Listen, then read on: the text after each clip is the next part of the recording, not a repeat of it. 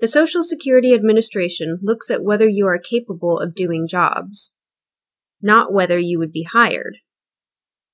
Thus, you may have to prove that you are unable to do jobs for which you would never be hired. In some cases, the medical findings about your condition alone will cause the judge to find you disabled. In other cases, the majority, we usually have to prove two items. 1. Your medical impairments prevent you from performing any significant job you've done in the past 15 years. 2. There are not many other jobs you are capable of doing considering your age, education, and work experience.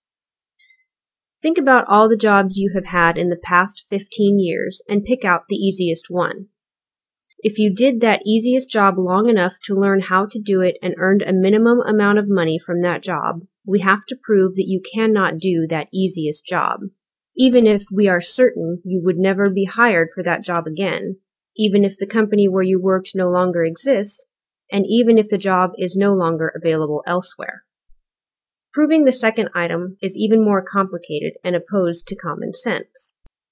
In many cases, we have to prove that you are incapable of doing jobs that we know you would never actually be hired for. This does not mean that you have to be unable to do anything. In fact, very few people who go in front of an administrative law judge are unable to do any job at all. This is an important point to grasp because one way to determine disability is by figuring out what you can do. Then we can determine whether or not jobs within your capacity exist in significant numbers in the economy, considering your age, education, and work experience. The rules that we use for determining disability apply most directly to impairments that limit your physical ability to stand, sit, walk, lift, bend, or work with your hands.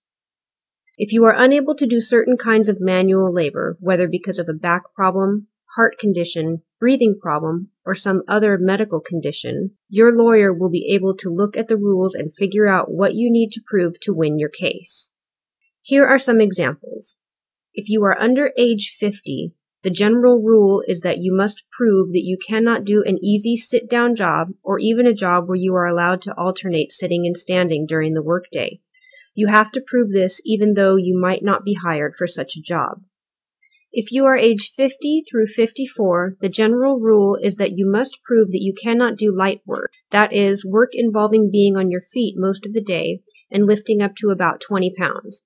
Thus, even though you might still be able to do a sit-down job, a desk job, you can still be found disabled. If you are age 55 or older, it gets even easier.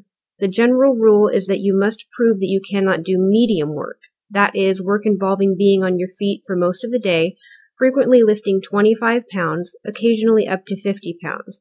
Thus, you can even be capable of doing light work and still be found disabled.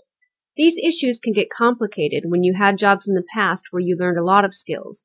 The judge will want to know about your work skills, and you must be able to explain them to the judge. How do we go about proving all of this? We do it at the hearing through your answers to questions from the judge and your lawyer.